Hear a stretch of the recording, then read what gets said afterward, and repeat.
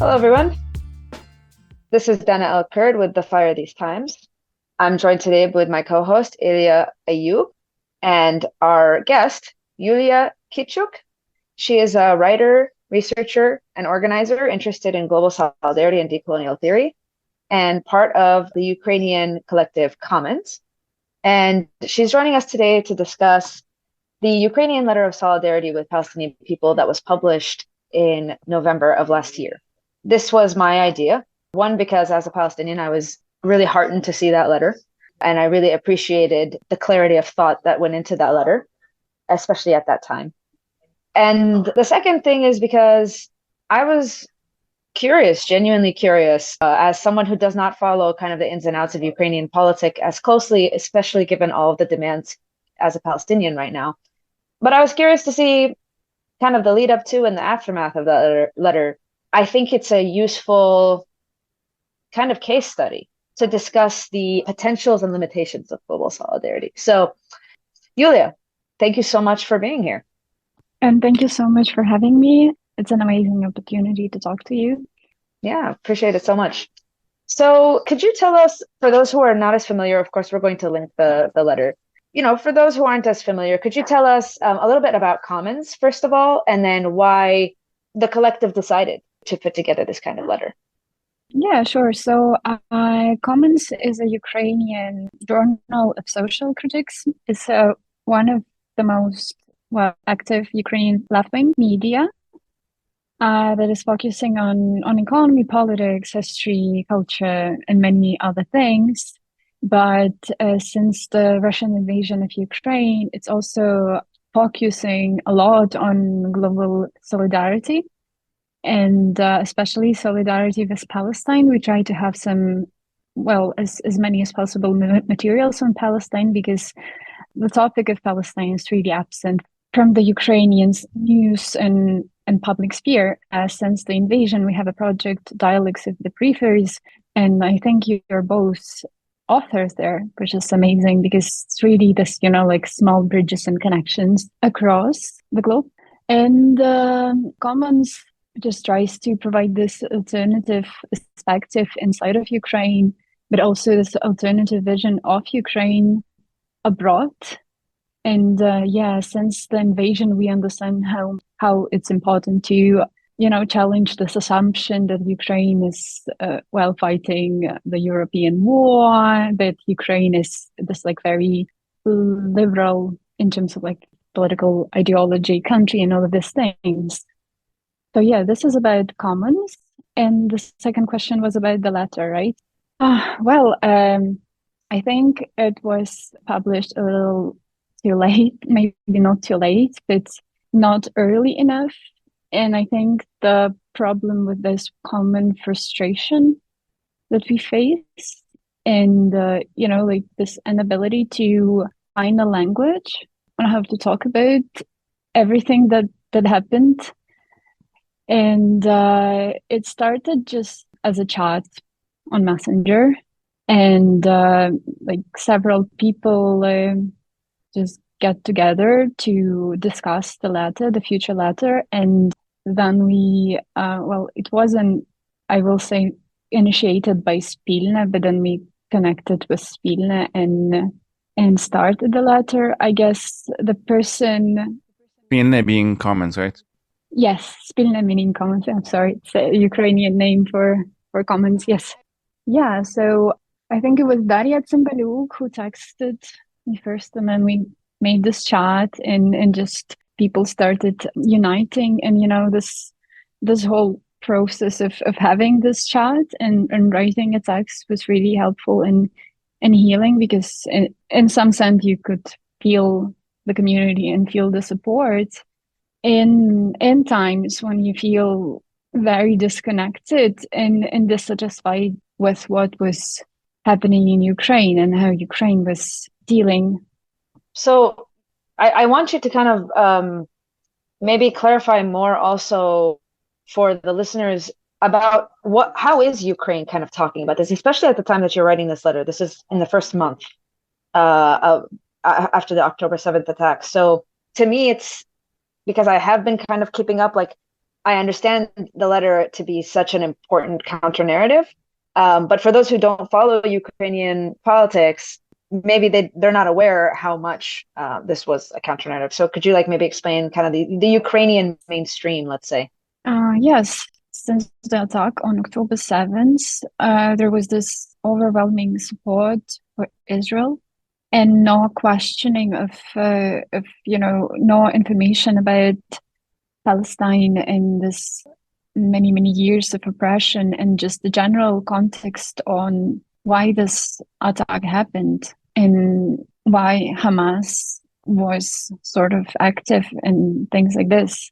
So, there were Israeli flags all around Ukraine and just in the media. There was this enormous support for Israel and this, narrative of Israel fighting this civilizational war and, Israel being part of the Western civilization and very well similarly to how the Russian invasion is portrayed as, this fighting this, dark forces, quote unquote. So the attack on October 7th was pretty similarly formulated, like Israel fighting these dark forces that are Russia proxies and Hamas, Hezbollah, all of these things without any specifications about popular resistance in Palestine, about the context of occupation and the context of the humanitarian blockade and all of these things. So,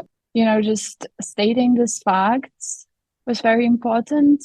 And everyone in Ukraine was sort of talking about Israel and Palestine, and everyone became very interested in that. And there was no information. There was no counter information, and there was no even information or background on the history of the colonization of Palestine. So kind of like in the mainstream, in Ukrainian particularly, I imagine, like in the Ukrainian language, there wasn't a discussion of like the blockade or the 75 plus years. Yes, it was pretty much absent. Yeah, we were kind of feeling like starting from the scratch. And but there was there were lots of information on Israel and books on Israel, like Golda Meir, because she's from Kiev, and many Zionists are from Odessa, and there is just this history of Ukraine as being part of this Europe's East, anti-Semitism in Ukraine, and just this connections to Israel. Yeah, so there's so much more information on Israel, and Palestine was completely erased.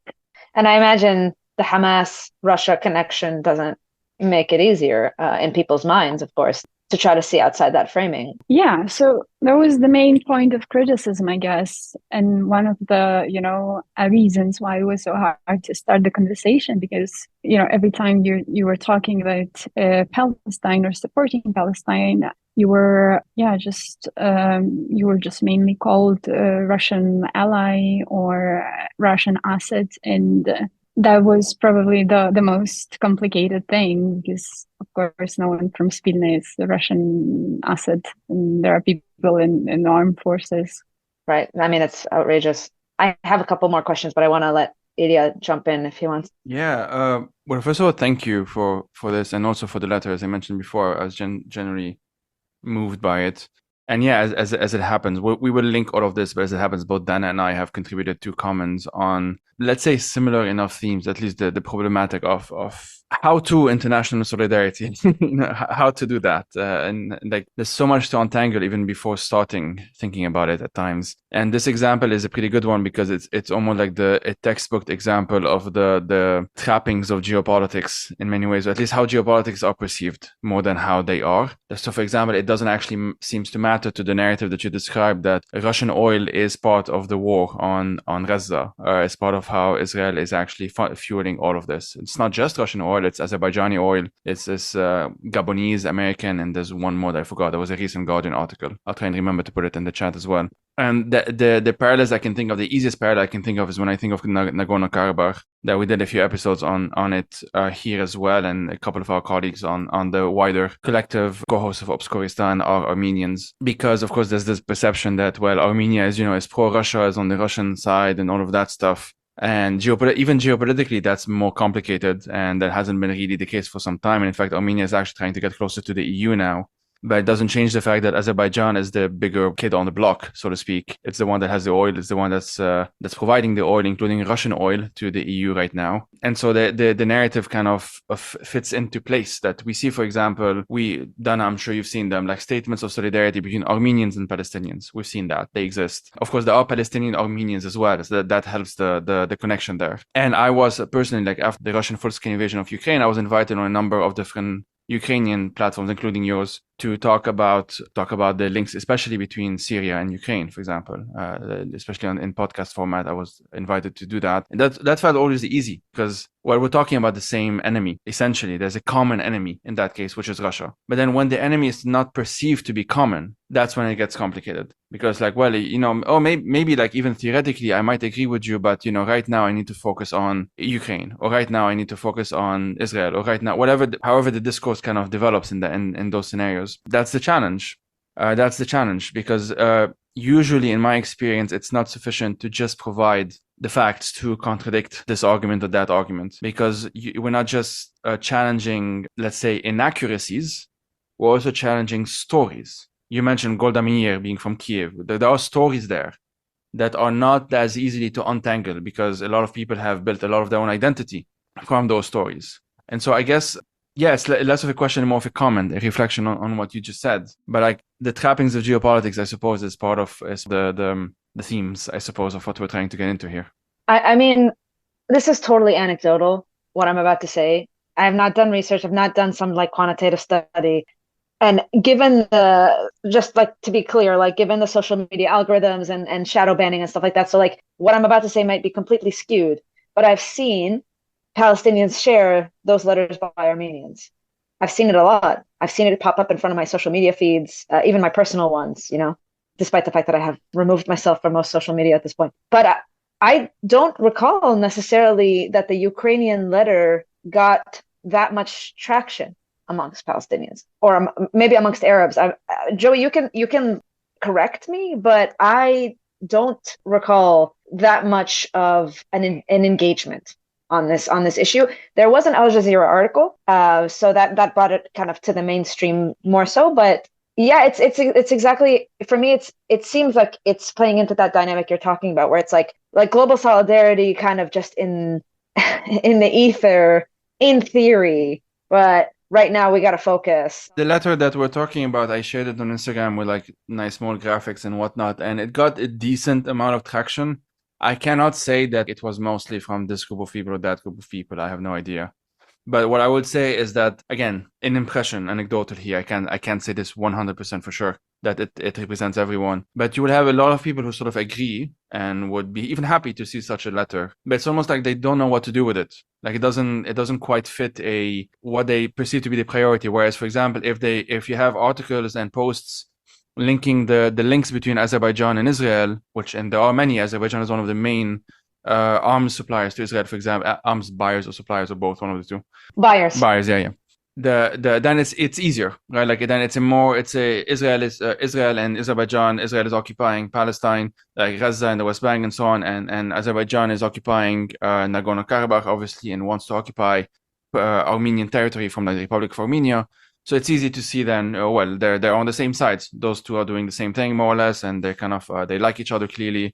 They utilize similar dehumanizing language and whatnot. But if you use the same if you show that, for example, the Russian state uses very similar dehumanizing language against Ukrainians, it's not that you necessarily have a pushback. I mean, sometimes you do, but it's not necessarily that. It's more that it's like, it doesn't compute, right? Like, it's like, well, what do I do with this information right now? Because it doesn't fit in a wider narrative. And that's why for me the challenge is actually trying to untangle this, to actually show that there is a wider narrative, a narrative, for example, of like against oppression, broadly speaking, regardless of who's doing it, and so on and so forth. Against authoritarianism, and yeah.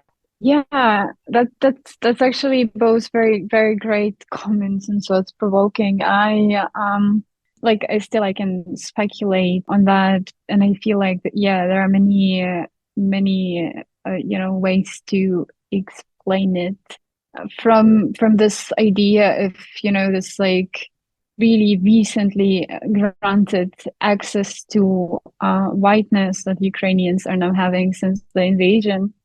This like the way Ukrainians are portrayed as like rich and white and privileged, even though, well, it's not fully true. The like Armenians, there are no such narratives about Armenians, I think, in a global scale. So that can be one of the explanations why, but also, yeah, of course, this very well encompassed understanding of granting solidarity to those oppressed by Azerbaijan, Israel, US, and not those by Russia.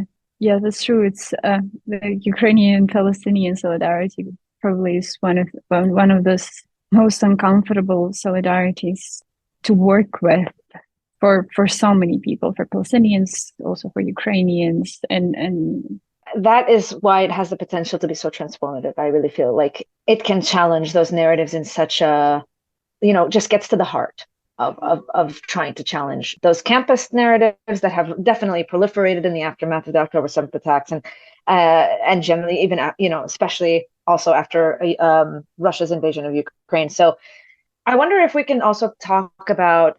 I mean, I'm aware of some of these things, but just for the listeners, I wonder if we could talk about what happened in the immediate aftermath of you all publishing the letter. And then we can talk about kind of the longer medium term. Can I say something very quickly first? Even before looking at I think even like you and I, like our experiences, even before kind of seeing the complexities of trying to do Ukrainian-Palestinian solidarity, Syrian-Palestinian solidarity has been a difficult topic from the start. Not as much, that's interesting, not necessarily as much between Syrians in Syria and Palestinians in Israel-Palestine, but rather in the diasporas and in the kind of the greater narratives, if you want, of like who's the priority.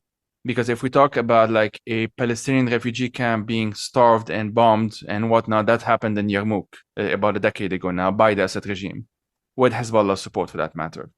But it didn't fit in that story in the same way of like the anti-imperialist, how Bashar al-Assad's regime presents itself as like anti-Zionist, anti-imperialist, etc., etc. And so a lot of people who don't necessarily disagree that, for example, Bashar al-Assad is a bastard and this is a horrible regime and all of that stuff, they don't know what to do with that information and how to integrate it in the day-to-day kind of activism, quote unquote. And that's, for me, that's part of the challenge. And for example, we might say that within this story, you have a Palestinian narrative, and here I'm being very simplistic. You have a Syrian narrative also being simplistic, but then you have a Palestinian-Syrian narrative, right? The Palestinians who are Syrians, Palestinian refugees who grew up and are born in Syria, who also took part against in the uprising against Bashar al-Assad. A lot of them who have written, been interviewed, and been in documentaries and whatnot, have expressed kind of this double consciousness in many ways, that they're aware that the Assad regime isn't what I don't know how the word is, says what it is. And of course, the Israeli regime, they already know what it is because their own parents and grandparents were exiled often from what today is the state of Israel. So there is this kind of like, because their personal experience, their positionality allows, they didn't have a choice in the matter. They had to understand that there were two oppressors at the same time, often working together, as was the case during the occupation of Lebanon, because those two states occupied Lebanon at the same time. They were forced to understand. It's almost like they didn't have the luxury to entertain these notions of only this side is imperialist and this other side is anti-imperialist. They had to understand that there's more nuance there. I just wanted to add that point, sorry. And very quickly, because I know I do want to hear actually from Yuliia, so I apologize for speaking so much, but it's such a thought-provoking conversation that like it just occurred to me that it has also to do with some, like those people with particular positionalities can bridge those gaps, but those who can't and see a Ukraine letter and don't know how to engage with it, or see a Russian invasion of Ukraine and don't know how to engage with it in their reality, it has something to do with the world that they think is possible, in the sense that the reason they don't know what to do with it is because they're worried about alienating particular groups that might exist, that might be their allies in some future mobilization, action, or on the global scale, allies, quote unquote. So like Russia's supposed support Hamas allies or whatever.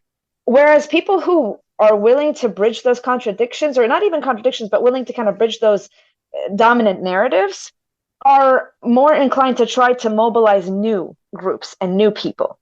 Do you see what I'm saying? So it's like those who see kind of the leftist organizing space and say, well, if I say something about Ukraine, those people will no longer work with me, so I won't say, versus those who say, well, no, I want, I'll say what I have to say and I'll find who can agree with me and build something different.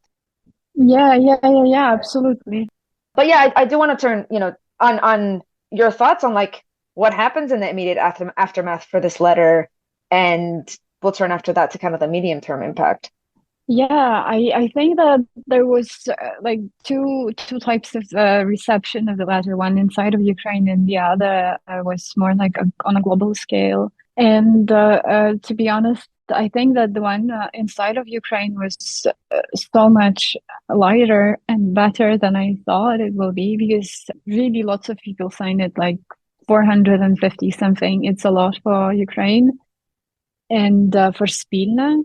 And yeah, I feel like there were of course some like points of criticism, and we also got lots of replies from some Ukrainian officials, foreign ministry, who were like, guys, we cannot really sign this letter because we are working on shifting the narrative right now, and if we sign the letter, then we will lose our voice to like advocate for Palestine internally.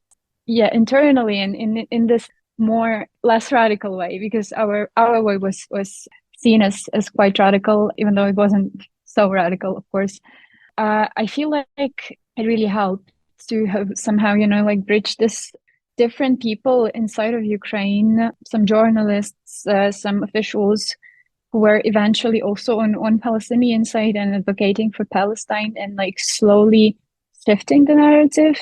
And at that time, I also started to watch Ukrainian news, and I didn't do this for a very long period of time because I don't have time, and I do follow like some articles and news, but like I'm not necessarily watching TV. And I started to watch TV and just see how the narrative is shaping and how it's changing. And it really started to, also because Israel crossed the line, even in Ukrainian eyes, quote unquote, that really changed the narrative, but also more and more information about Palestine and about, this Palestinian-Ukrainian relationship started to appear. And eventually, Ukraine supports two-state solutions since 2001 and has a Palestinian embassy and many, many other things. Votes for Palestine in the UN, and this whole situation is not that black and white, and people started to learn about this. And on the global scale, I think we got lots of attention especially from this already formed circles of leftists that are supporting Ukraine and also supporting Syria and Palestine. There are such groups in the US and in the UK. Yeah, so there were lots of support from such circles. Yeah, but in terms of Twitter reception, for example, there were also many comments like, I think you know what I'm talking about, like, this is bullshit, there's no such thing, you cannot support Ukraine and Palestine, and well, eventually things that we discussed earlier, that how Ukraine and Palestine can be allies if Ukraine is getting US military aid, Yeah, of course. I mean, as you said, it's very much a black and white understanding of the world anyway. I think discounting a group because they happen to be in the US orbit for a variety of reasons is, I mean, silly on many levels, but also totally ignorant and very conveniently ignoring the fact that the US is the hegemon. There's no escaping the US. You know what I mean? So that's just the reality of the world we live in. So when people make that criticism, it's like, what alternative reality do you live in that this could not be the case? But I do want to point out something that you said about within your letter, the way that you address the kind of Ukrainian side, and particularly the Ukrainian government, is to say this is a retreat from your position. So that I thought that was a very interesting it was an interesting rhetorical decision, and like highlights the fact that solidarity with Palestinians at this moment is not actually that far off from the state interests of Ukraine in some ways, and given some of its history. Yeah, and it's also another common knowledge. And I also forgot about very important part of this reception is that we also really wanted to publish this letter in Arabic, and there was an Arabic translation because that was mainly the audience we were addressing, not US leftists, and not that much also Ukrainians, but not that much Ukrainians. And I am very happy that I even saw some website reposting it in Arabic, and it was the biggest joy of it all. Unfortunately, my Arabic is not that good to really trace the reception in the Arabic speaking sphere. But this is something that interests me the most, I think, and us the most. No, that's a very good point. Yeah, and that actually makes me curious. I'm gonna go, and after this conversation, I'm gonna try to trace where the letter went, what kind of platforms in Arabic. I think that's an interesting thing to note. So I know that you said, especially in Arabic, like that's kind of your main audience. You're speaking to other Palestinian, not other, you're speaking to Palestinians.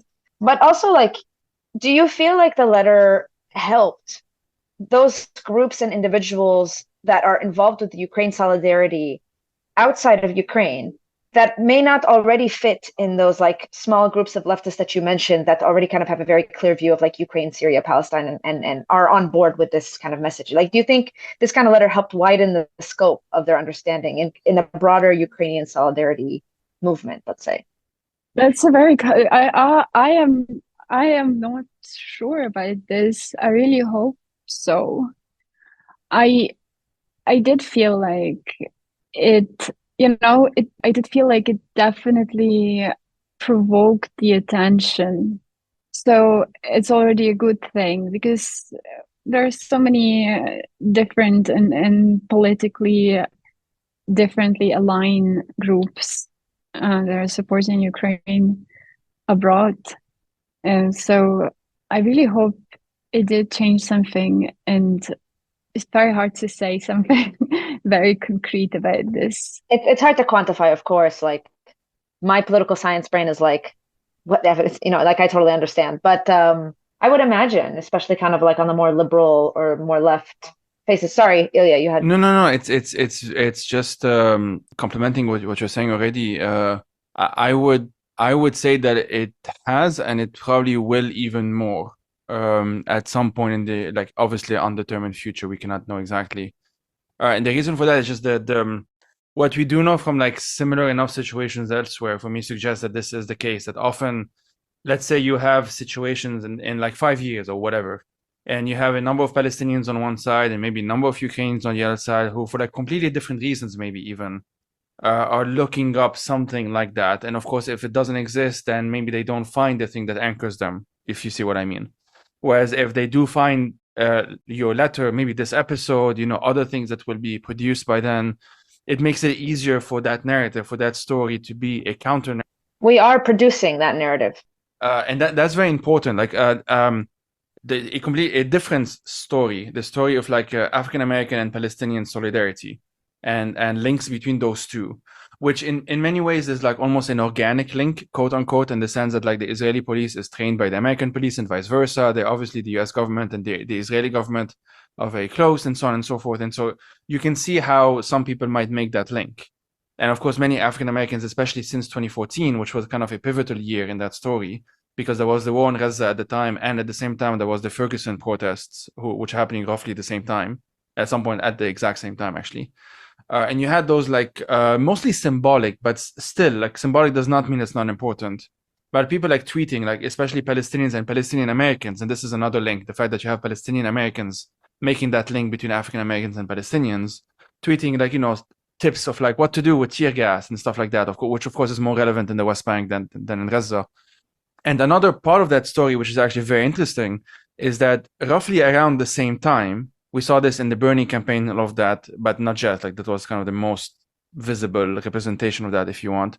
You had groups like Jewish Voice for Peace, and If Not Now being a smaller one, openly calling Zionism like racism, settler colonialism, calling Israel an apartheid state, and declaring solidarity with the Palestinians. And in fact, today it's very notable, of course, unless people don't want to look there, that I'm fairly certain disproportionate amount of American Jews are involved in pro-Palestine solidarity stuff compared to maybe other groups. I cannot say this other than maybe obviously like Arab Americans. Or like at least generationally, there is definitely a difference. And we know, for example, that today in Germany, you're disproportionately more likely to be targeted by the state if you're a Jewish person in Germany or a German Jew who's saying something about Palestine, even basic things. There's already a shift. Like that shift has already happened. And in fact, a number of the Israeli politicians, Netanyahu himself, including, know this, and they've said this in multiple ways that like their priority is no longer even like Jewish Americans. Their priority is Christian Zionists, who are numerically actually more numerous than the entirety of the Jewish American population, let alone like Jewish Zionist Americans and so on. So that has facilitated things in the sense that you can now be an American Jewish person on the left, or even questioning, who's like, in not all cases, but in many cases, you grew up in a certain discourse, in a certain story. If you want a way out now compared to just 10 years ago, you have an immense amount of resources compared to what you would have 10 years ago. 10 years ago, you would feel alone a lot. Now it's much easier to find other people who think similarly. Yeah, I think, and I agree. I think these kinds of letters put that counter narrative out there. I feel similarly about the work of Jewish Currents, for example. Like, it doesn't even really matter how broadly it represents people at this moment, but that it exists and that it is speaking in this particular way and doing this kind of work. And that's what Commons is for me. And that's what this letter is for me. It's like it exists out there. But I do actually have like two kind of like just curiosities on my part. In one of the points of your letter, you say that you call on international media to stop pitting the Palestinians and the Ukrainians against each other. Did international media reach out to you all? Not many, though. Al Jazeera? Yeah. There were two articles. There was one, well, a journalist reached out to me, and there were some just comments, not really about the latter, but just also about this, very interesting topic of Palestinians who are in Ukraine and who are going through the whole genocide right now in Ukraine, and witnessing all of this support for Israel, and it's very good, I think. And the other one was just reposting of the letter, and also, yeah, there were several French journalists. There was one very problematic German journalist that we didn't give an interview to, because you did not have to specify that it was German. Yeah, Germany is complicated. So I also gave an interview to an American journalist from Truth Out, and yeah, so there was some reach. Yeah, I will say that maybe even more than we had resources and capacities to to engage with. Yeah. But it seems within Ukraine, given how many people signed that's kind of like intellectual, milieu, for lack of a better term. Like, it seems that it's circulated. There are researchers and professors on this list, and that's really interesting. The second kind of factual question is, did any Palestinian groups reach out to you? Well, I will say rather no. But the other topic that I would like to raise is also this, the question of Ukrainian-Palestinian identity. And I feel like this letter made many Ukrainian Palestinians feel less isolated and lonely in a way. So I was rather sharing it with some of my Palestinian friends who just, read it through, to give some comments. So yeah, but I would not say that we actually had some, like, I would love to have some Palestinians reaching to us. I would love to have these conversations, and I believe it is part of our future discussions, and we can build these conversations. But I don't know, maybe there was something also in the letter that didn't fully, I know there was something in the letter that wasn't fully resonating with some of my friends from Palestine, and some felt like it's not radical enough. And, there were things like this as well. But I mean, I have a personal opinion about that. It's irrelevant. I think that those discussions you're mentioning that could happen between, particularly kind of like, I don't want to use the word formal, but kind of more organized groups rather than just individuals, and a group like Commons, a collective like Commons, I think would be very generative. And it is not surprising, but it's a mark of the landscape that we have right now that I think this letter requires more engagement with. And I hope that Palestinian groups and other groups will engage more with this letter moving forward. yeah, me too. I really, really want these conversations to happen, and I believe it's just the start of it. Yeah, definitely. I will say also, like, we're 6 months now since the start of all of this latest wave of kinetic violence, as my co-author Alexei Abraham says. So I also feel like you mentioned kind of a lack of resources. Like, a lot of us who are interested in this work, like, we're just so drained by the demands of this moment. But I hope that we can make space and time for some of these conversations, because it's these kinds of connections that I think are that have the most potential to build upon. Yeah, I really feel like I just wanted to say that, like, there were also, several scholars who are interested in this topic of global solidarity, and also non-Western imperialisms that are now also trying to organize spaces for that. And I really hope that we can, like, unite these different struggles, because it's also hard to, for example, build the solidarity between Ukraine and Kashmir, Palestine, Kashmir, and so many, so many struggles. But that it's really the force that challenges this very simplistic worldview, and we have to do this as often as possible. Yeah, concurrently with everything. Yeah, absolutely. Ilia, did you have something to say? Yeah, thanks. And there is such a thing as like a politics of scarcity, right? That we often, and I would say this conversation is a good example of opposing that tendency, but often there's an assumption of just how far one can take things. That's the entire thing of, like, this wasn't quote unquote radical enough. If the critique came in good faith, it can come in bad faith, of course. And critiques are important. We all need them to better ourselves and whatnot. But the politics of scarcity, for those who don't know, is kind of, things are scarce, i.e. there's only X amount of resources in a certain place, and it's a tragedy of the commons now, pun intended. And we have to, fight against the limited amount of resources and whatever. And intellectually, you have something very similar to that. It's like, well, I cannot hold both Armenia and Palestine and Ukraine and Kashmir and Syria and Hong Kong and Taiwan and et cetera, et cetera, et cetera. I cannot hold all of those at the same time. Not because it's more information, because we can add more information, but it's information that, at least at first, on a superficial level, let's say, complicates the picture or the assumptions that we may have about our cause or our side or our whatnot. It doesn't, but superficially it might.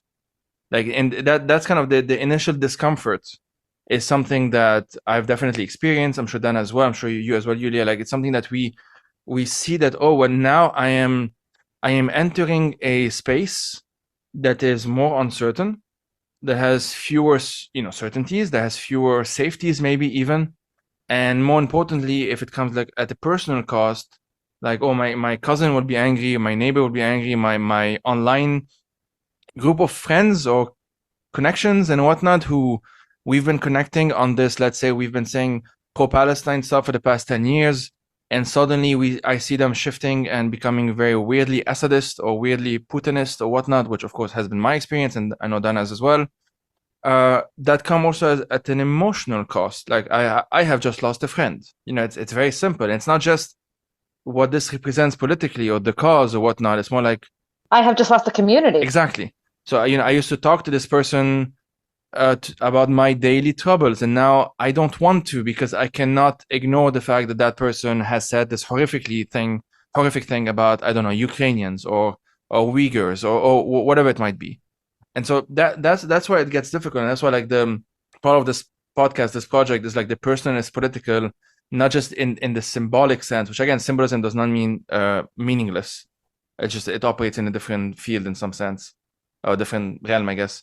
It's more like take it seriously that we do actually talk about politics in a very personal matter, and that the thing that is personal can be and often is political, and it's just a matter of like recognizing that more than anything. So I would say like this conversation, amongst others that we try to do, and of course the Commons tries to do, other groups like Lausanne, like the South movement, Jewish Currents you mentioned, Dana, and so on, a bunch of other people, 972 as well in many cases. We try and push the needle of what is considered possible. There's this concept, I'll end on that note, of like realism. Capitalist realism being within academia, it's like Mark Fisher's book, Capitalist Realism, is, for those who don't know, is this notion of what counts as realistic, to simplify it a bit. And usually is like, well, it can be realistic if it is within the limits imposed by capitalism. If it goes beyond those limits, then you don't necessarily have people disagreeing with you who say, oh, I would love universal healthcare, I would love not to have to pay rent, I would love all of these things, but it's not realistic. And the concept of capitalist realism in this specific case is just to question that, of like, why are we saying this is what counts as realistic and this is what counts as unrealistic? What are the assumptions behind those conclusions? And I would say that, what worlds do we want to create? Exactly. Yeah. And so it's a bit of that. It's just not taking for granted the world that is given to us, the world that we live in, because that as well is a world created by humans, with a lot of isms and ideologies and social constructs and whatnot that can be and have been in the past untangled and recreated and moved beyond and so on and so forth. And there's no reason why like this and among other conversations can't be also part of doing that, in shifting the overtone window, so to speak, or at least shifting the needle towards something that's more progressive. And I'll end on that in my sense, and maybe then you and Yuliia can have the final words. Yeah, can I just jump in, because that really resonates with me, and I feel like why I'm still so like into this topic of bridging Ukraine and Palestine is of course this very personal level of just having Palestinian friends and having this deep, wonderful relationships with them, and meeting people. And I feel like this solidarity probably is possible only through this personal connections, and through like getting together, talking together, doing something together, because solidarity is also should be very practice-based thing. And I just also think about this concept from, again, the colonial theory, which is problematic in a way, but we have this concept of deep coalition, and the Palestinian and Ukrainian and Armenian, Kashmiri, this whole nets of solidarities are really important in this visionary project of deep solidarity that goes beyond this formal state level of solidarity.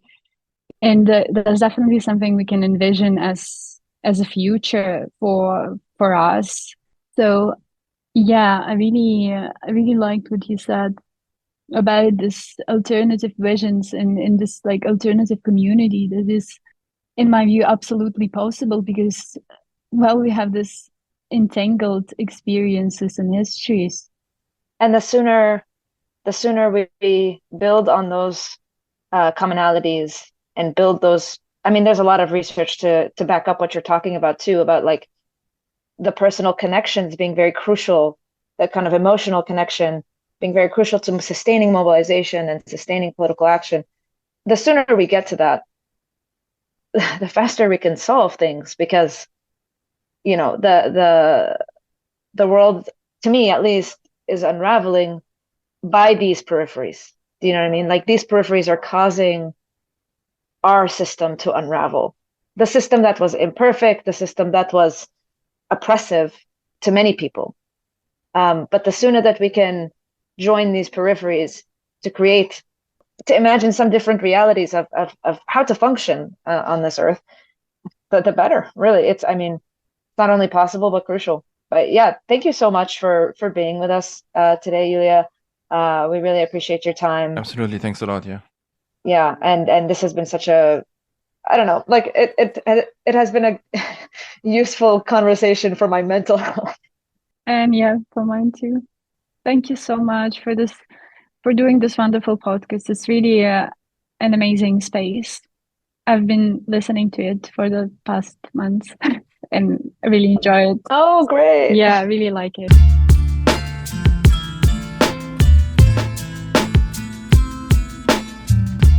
This has been another episode of The Fire These Times. If you like this podcast, please consider leaving a 5-star rating or review on whatever podcast app you're listening to this on. And if you really like this podcast, head on to patreon.com/firethesetimes. That's patreon.com/firethesetimes.